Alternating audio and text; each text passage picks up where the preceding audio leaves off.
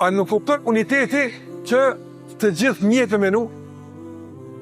A nuk kupton uniteti për shembull që veç një me fol, tjerët me hesht gjithmonë? A nuk kupton uniteti mu vesh gjithë njëjtë, mu fal një xhami njëjtë? Çka nuk kupton uniteti? Çështjet e caktuara që mund të jenë periferike, që janë sekondare në Islam, duhet i menaxhojmë në mënyrën më të mirë të mundshme. Si menaxhon? Kur qëllimin madhore kemi përbashkët, kur kauza është e madhe. Prandaj të ndrodhem edhe ata që i përmend në fillim, ndoshta me siguri, në çështje organizative, në çështje të caktuara të orientimeve të caktuara, edhe herën që na i përmendim, ndoshta s'kan qenë të unifikuar komplet. Mi po kauza për me mbrojt vendin, me dëbu pushtuesin i ka bashku, edhe kanë hesht gjitha mosfajtimet. Për i ka triumfu uniteti.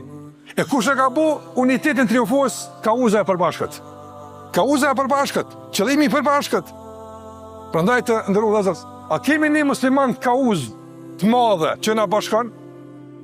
Kemi sill, kemi që kemi. Shikoni për shembull në Kur'an, ka tema madhore që sillet gjithmonë trajtimi i Kur'anit atyne. Tema të mëdha.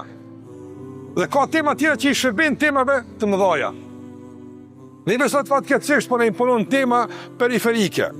Tema që nuk na takojnë, nuk na përkasin. Sot jemi dëshmitar të një gjuhe që nuk korespondon me vlerat tona. Nuk është përputhje me të kaluarën tonë, me traditën tonë, me fen tonë.